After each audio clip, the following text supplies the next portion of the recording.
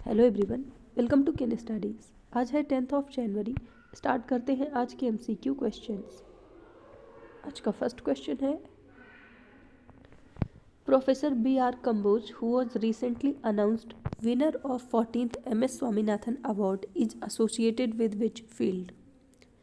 आपसे पूछा जा रहा है, प्रोफेसर बी आर कंबोज जिन्हें हाल ही में 14वें एमएस स्वामीनाथन पुरस्कार का विजेता घोषित किया गया है, वो किस क्षेत्र से संबंधित है। आपके ऑप्शंस हैं agronomy, veterinary science, environmental science या फिर प्लांट बायोटेक्नोलॉजी।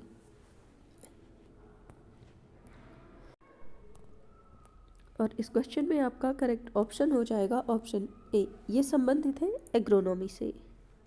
आप यहाँ देख सकते हैं, प्रोफेसर बी आर कंबोज जो कि वाइस चांसलर हैं चौधरी चरण सिंह हरियाणा एग्रीकल्चरल यूनिवर्सिटी को उन्हें सम्मानित किया गया है एम एस स्वामीनाथन अवार्ड से for his significant contribution in the field of agronomy. So professor Kamboj की बात करें तो his work has been influential in agricultural sciences and he has published around 300 research papers and articles in various national and international journals, books and technical magazines. So his award was presented at the International Conference on One Health, One Word in Gwalior, Madhya Pradesh, highlighting his impact on agricultural research and development. बढ़ते हैं next question की ओर। Which state has recently become the first state to map all accident black spots in the Mappls app? आपसे पूछा जा रहा है, कौन सा राज्य हाल ही में मैपल्स ऐप पर सभी दुर्घटना वाले ब्लैक स्पॉट को मैप करने वाला पहला राज्य बन गया है। आपके ऑप्शंस हैं राजस्थान, कर्नाटका, महाराष्ट्र या फिर पंजाब। और इस क्वेश्चन में आपका करेक्ट ऑप्शन हो जाएगा ऑप्शन डी, ऐसा करने वाला राज्य है पंजाब। आप यहाँ देख सकते हैं, Punjab has become the first state in India to map all 784 accidents black spots in the Mappls app, जो कि एक नेविगेशन सिस्टम है developed by map my India.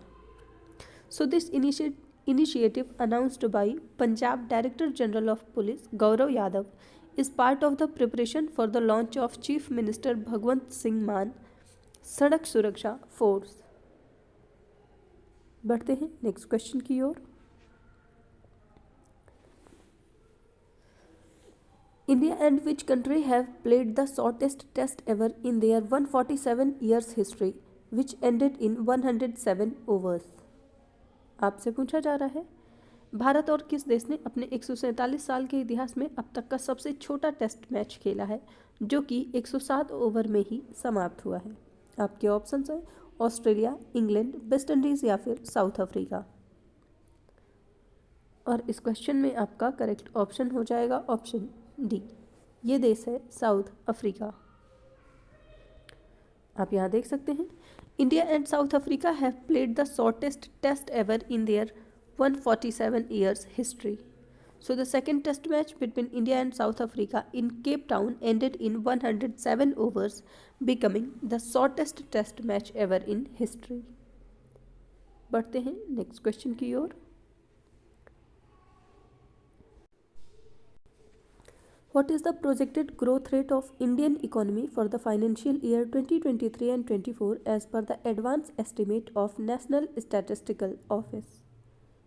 आपसे पूछा जा रहा है, राष्ट्रीय सांख्यिकी कार्यालय के अग्रिम अनुमान के अनुसार वित्तीय वर्ष 2023-24 के लिए भारतीय अर्थव्यवस्था की अनुमानित विकास दर क्या है। आपके ऑप्शंस हैं 6.2%, 7.2%, 7.3% या फिर 8.3%। और इस क्वेश्चन में आपका करेक्ट ऑप्शन हो जाएगा ऑप्शन सी, ये है 7.3%। आप यहाँ देख सकते हैं, The National Statistical Office has projected a robust growth rate of 7.3% for the Indian economy in the financial year 2023 and 24. So the construction sector is expected to show significant growth with an estimated double-digit rate of 10.7%.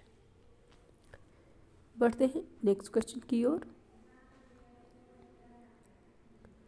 What is the total value of India's exports during the financial year 2022 and 23 as mentioned by the Commerce and Industry Minister Piyush Goyal? आपसे पूछा जा रहा है, जैसा कि वाणिज्य और उद्योग मंत्री पीयूष गोयल ने बताया है, वित्तीय वर्ष 2022 और 23 के दौरान भारत में निर्यात का कुल मूल्य क्या था? आपके ऑप्शन हैं over 50 lakh crore, over 60 lakh crore, over 70 lakh crore या फिर ओवर 40 लाख करोड़। और इस क्वेश्चन में आपका करेक्ट ऑप्शन हो जाएगा ऑप्शन बी, ये रहा है over 60 lakh crore.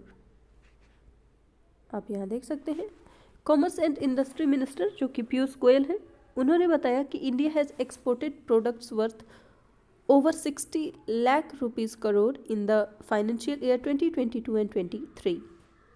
So addressing the 77th Foundation Day of the Bureau of Indian Standards, he emphasized the importance of high quality standards in helping India achieve its ambitious goals and become a developed nation. बढ़ते हैं next question की ओर। Who has been appointed as the Chief Executive Officer of the Indian Olympic Association? आपसे पूछा जा रहा है भारतीय Olympic संघ के मुख्य कार्यकारी अधिकारी के रूप में हाल ही में किन्हें नियुक्त किया गया है? आपके ऑप्शंस हैं PT Usha, Thomas Bach, Raghuram Iyer या फिर उत्थय नाग। और इस क्वेश्चन में आपका करेक्ट ऑप्शन हो जाएगा ऑप्शन सी, ये बनाए गए हैं रघुराम अय्यर।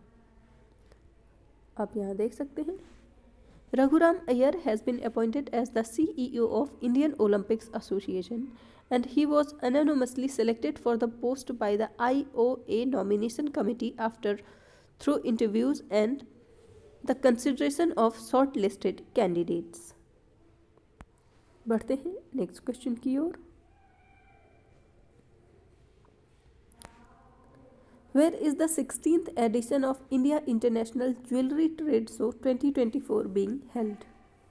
आपसे पूछा जा रहा है India international jewellery trade show का जो 16वां संस्करण है उसका आयोजन कहाँ पर किया जा रहा है?